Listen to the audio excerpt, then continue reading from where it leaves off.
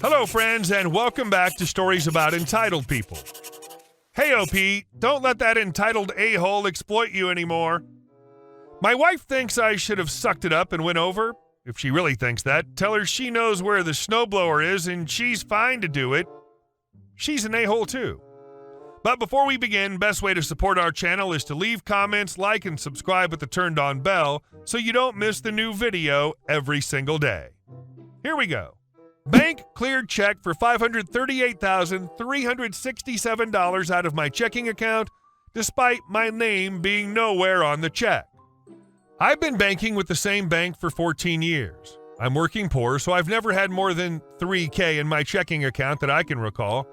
I have a very obvious pattern to my spending habits, as I only generally have enough to pay bills, so my account's drained pretty much every other week.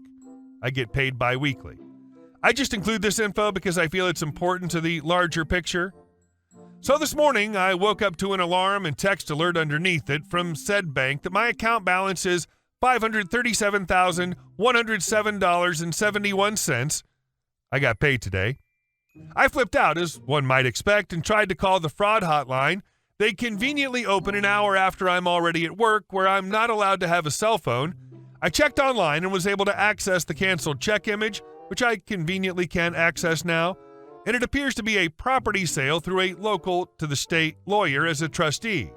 The routing and account numbers are indeed my account, however, my name is nowhere on the front or back, and neither is my signature.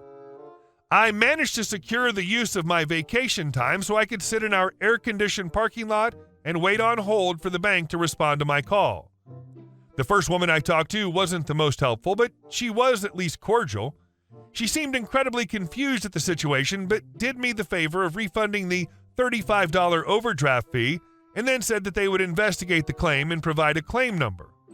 I asked her what I should do in the meantime, as I'm now beyond broke and have no access to food, gas, whatever money until they figure things that are obvious out. I didn't word it like a jerk, though. It's not her fault this franchise is as dumb as a box of rocks. She said she understood and would transfer me to some kind of emergency fund line so they could at least reinstate my paycheck so I could get by. She proceeded to transfer me to someone that said they don't deal with these things and that I needed to talk to the special check fraud department despite my service request already being submitted. Now this lady, Lisa from Texas, may or may not have been the same lady I initially talked to.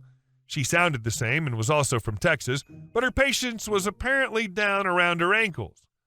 She made me submit a check fraud claim, asked me if I knew these people or had given my account number out to anyone, implying that I'm somehow in cahoots with these people. She went on to mention this amazing favor of redacting the overdraft fee and then told me, in no uncertain terms, that they don't do any emergency funding in these situations. She then asked me if I wanted to put a stop to any outgoing payments on my account and make a new one, in which case they would move any incoming funds from the original account to the new account within a few days of receipt. Given my tight timeline of having to use my measly funds and the fact that I think this is a banking error and not fraud, I told her I'd wait and call back because I needed time to think about how it would impact my credit score.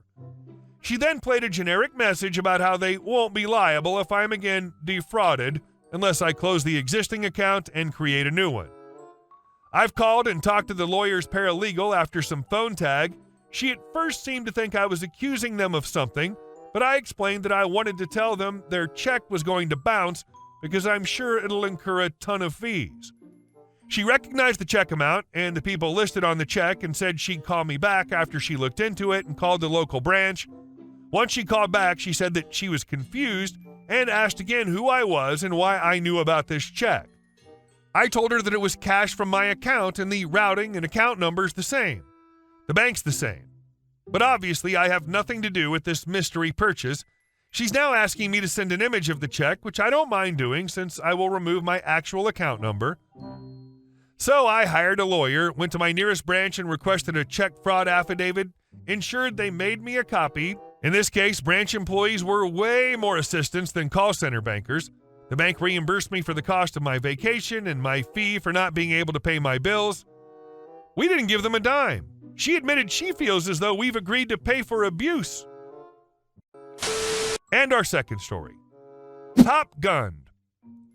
I used to serve in the United States Air Force working in ground transportation. This jewel takes place when I worked nights as a dispatcher. My primary job was to support base operations, manpower, and vehicles. A part of that was renting vehicles to flight crews. We had about 30 vehicles we could give air crews to rent. There's an online form you can fill out or call us directly. This lets you see what we have available. However, sometimes we don't have any vehicles for them to use and they have to just deal with being dropped off and picked up. Basically, they can't travel around the city on the government's dime. It's a normal, quiet night like most. I get a call giving me information on a plane about to land. Okay, no problem. I dispatch a driver in the proper vehicle to pick them up. Instead of the driver taking them directly to the hotel, he comes back to the shop.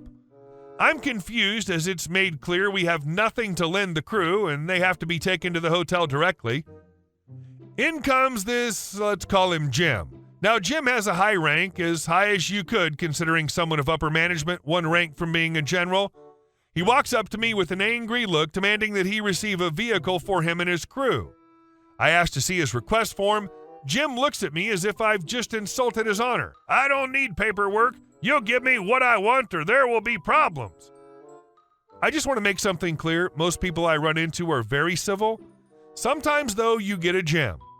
Jim likes to use his position to get what he wants and to threaten others if he doesn't. Okay, Jim, this isn't how it works. There are procedures and regulations I have to abide by. If you don't have the request, then I can't help you. He snorts, literally snorts his nose, puckers up, and I thought he was going to shoot snot at me. Give me the paperwork to fill out then, damn it. Jim at this point is trying to posture over me as much as he can to make himself appear more threatening. I hand him the paperwork and watch him fill it out. As soon as he hands it back to me without missing a beat, I look at him and say, I'm sorry, sir, but we don't have any vehicles at this time to give you. If you don't mind, I can get my guy to take you to your hotel and we'll pick you up tomorrow morning. Honestly, my smile at this point was clearly one of satisfaction, and I was holding back laughter. Took this guy 10 minutes to fill the paperwork out. At this point, he's furious. He starts yelling and screaming at me at the top of his lungs. All the guys get out of their seats to come into the dispatch area, but I wave them back into the lounge. I let him yell for a solid 15 minutes. I honestly was impressed. After he calms down a bit, he leans over the counter, might be about 6 inches between us, and says, Your mouth just wrote a check your rank can't cash. Silence just fills the room. After a few moments, I say, Did you just reference Top Gun? He takes a step back, and I'm not sure what was going through his head, but I think he had a lot of misfires at the moment. He begins to start up again, telling me that I'm just an airman and I have to respect the chain of command, and that if he gives me an order, I have to obey. I'm not going to muck up the story with an explanation about chain of command. At this point, I had enough. I stood up. Sir, I understand your frustration, but I run this shop. I'm the dispatcher, and what I say goes. I've told you we can't give you a vehicle and stated the alternatives. If you continue to cause me problems, I will call the police, who will be happy to escort you from this building. And tomorrow you can explain to the boss why you felt the need to scream and shout for the sake of a vehicle. This is what's going to happen. You're going to get onto that bus, and one of my guys will take you and what's very obviously a tired crew to the hotel. What's it going to be? He was stunned, and his posture changed instantly. He looks back at the crew, who at this point have turned their heads away as if pretending not to hear. I sit back down in front of the computer, slide the paperwork and information he gave me. I look down at my rank and back at him and said, Check cashed. Gist. Man named Jim tries to abuse his power while referring to Top Gun, only to be shut down in the same way. And our last story. Crazy Karen is trying to levy an HOA fine on me that I'm not a member of. Buckle up, because I've got a tale that's juicier than a steak from a cow that's only been fed with food taken from vegan Karen and massaged daily. About half a decade ago, I decided to play Stardew Valley IRL and bought myself a farm in Montana, right? I didn't need to do any farming myself, I just wanted a country plot as I work as a software programmer remotely. My father built a couple of beehives there and did it as a hobby on weekends. Beautiful, wide open spaces, the whole 9 yards. Then, as fate would have it, a wild neighborhood of upper middle classness sprouts up next door. They've got an HOA and everything. Think Stepford Wives meets Wild West. I'll introduce one of the main characters, Karen, the HOA president. Now, this woman could give a dictator a run for their money with her love for rules and fines. Today, she marches onto my farm like she's the queen of the cornfields and tries to slap me with a stack of citations. Apparently, my farm life was too farmy for their delicate sensibilities. My crimes? Oh, just things. Grilled steaks, smoking meats, because, hello, delicious. And the real kicker, using my impact gun. The audacity, right? Apparently, noise and smoke are a no-no for her and her band of merry rule followers a whole kilometer away. Then she hits me with the punchline. She wants me to cough up a wad of cash for past dues and fines that I supposedly owe to her, not even the HOA. At this point, I'm pretty sure I could see cartoon steam coming out of her ears. So I take her papers, give her my best talk to the hand gesture, and tell her to only come back if she's got a cop or an attorney who can back up her bag of crazy. As I walk away, she shouts something about being well-connected. I'm shaking in my farm boots, Karen. Fast forward to my rendezvous with an attorney. We craft a masterpiece of a letter that basically says, back off or we'll sue the pants off you. I also turned my farm into Fort Knox with private property and no trespassing signs because nothing says leave me alone like a big red sign. After months of this legal hoedown, Karen tucks her tail between her legs and backs off. And guess what? My farm and I are back to living our best, peaceful life, complete with all. Don't mess with the owner of the land and their right to farm on, because at the end of the day, the smell of victory is a lot sweeter than manure. Karen, if you're reading this, I hope you're enjoying the peace and quiet, because I sure am. Hey guys, thank you all for watching the video. I'll see you in the next one.